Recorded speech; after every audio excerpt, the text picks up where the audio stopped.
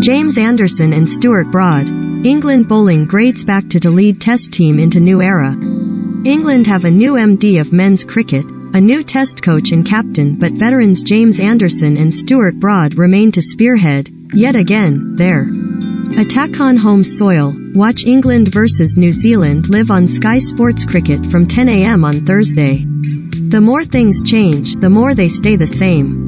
Despite how endless their Test careers may seem, it's unlikely James Anderson and Stuart Broad were the target when that phrase was first coined in the 19th century, but they may as well have been. Sponsored link. If you'd rule Thailand. This game simulates geopolitical conflicts.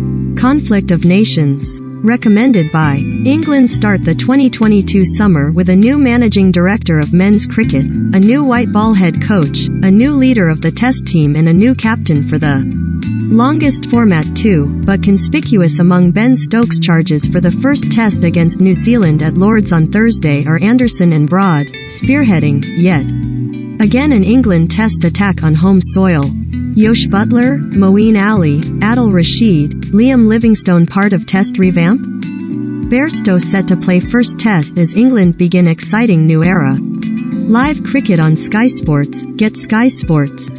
Anderson turns 40 this summer, with Broad celebrating his 36th in the next month, giving rise to talk over the last few years of load management, squad rotation and succession planning. Coincidentally, the point at which England's red ball thinking has become muddled and their results increasingly disappointing. In the litany of fast bowling greats, Anderson and Broad are quite literally England's best ever.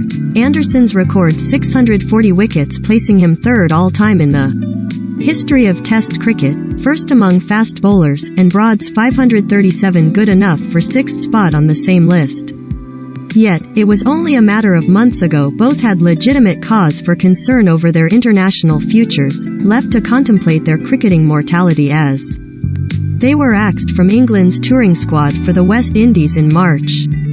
Anderson spoke of his frustration, anger and shock at the time, telling the BBC's Tailenders podcast, "I am praying this isn't the end." Broad, similarly, wrote in a Daily Mail column that the decision had affected his sleep and he was waking up more confused and angrier with each passing day. Both pointed to the fact that, despite their advancing age, they continued to maintain the highest standards, and that is borne out in the stats. Anderson even said how since I've turned 35, my record has got even better. He averages a superb 21.72 in his 44 Tests since his 35th birthday on July 30, 2017, compared to a career mark of 26.58. Anderson also returned the best average of any England bowler during their 4-0 Ashes drubbing over the winter. 23.37, as he took 8 wickets in 3 matches. Broad's average is also improved over the last 5 years, with his returns in 2019 and 2020 particularly noteworthy.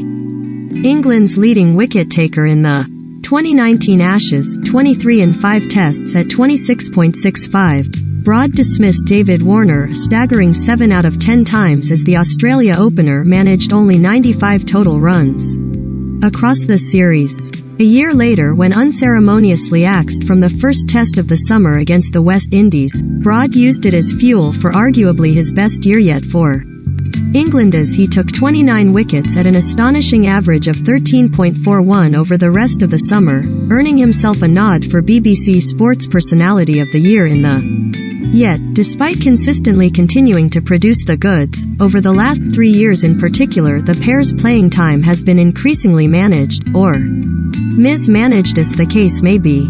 Their advancing age has been a factor, as has been England's eagerness for a pacier attack to lead them on the lively tracks of Australia in the 2021-22 Ashes. Mark Wood, Jofra Archer and Ollie Stone all specifically identified with that in mind, but with only the former ultimately fit and available. COVID, too, has been a further complication, in terms of its effect on squad harmony and management. Theories were put forward that only one of Anderson or Broad should be selected for any given Test, that they should be left out of certain overseas tours.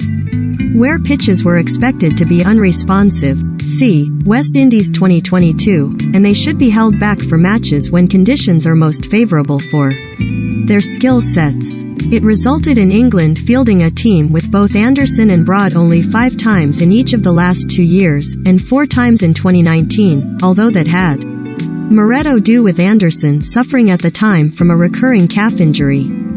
In the 7 years prior, the pair failed to play less than 10 tests together in a calendar year, only once, 8 games in 2014. The disruption to England's greatest ever new ball pairing has been keenly felt during their desperate recent run of 1 test win and 11 defeats from their last 17 matches, most notably when both were overlooked in favour of Ollie Robinson and Chris Woakes for the first Ashes test in Brisbane, on a green seamer, and then promptly reinstated for the second day-night test in Adelaide, where the ball was expected to swing but did very little. England suffered heavy defeats in. Such confused thinking was a contributing factor to Chris Silverwood losing his job as head coach, following director of cricket Ashley Giles out the door. And it seems the new regime has different intentions with regards to selection, of which Anderson and Broad are beneficiaries. I'd rather have them playing as much as possible, England's new MD, Rob Key, said of the pair. Well, try and make the most of them while we've still got.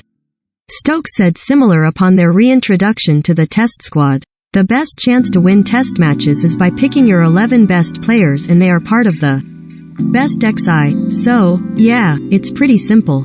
An injury crisis has further helped Anderson and Broad's case. Wood, Woakes, Archer, Robinson, Stone, Sam Curran, Saqib Mahmood and Matt Fisher are all currently unavailable for selection, but Key added upon his hiring that selection would purely be done on what is the best 11 to win that first test match, nothing more and nothing less.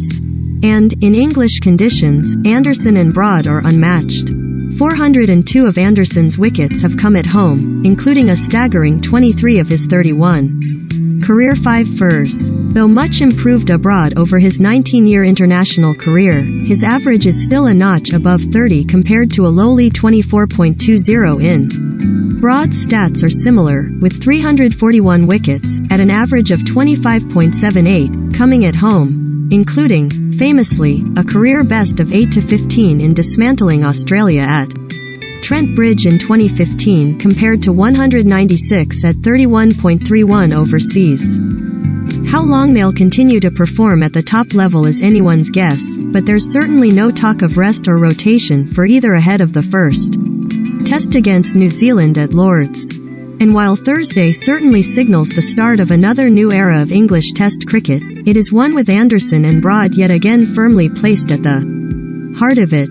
Watch England take on New Zealand in the first test, from Lord's, live on Sky Sports Cricket and Sky Sports Main Event from 10 a.m. on Thursday.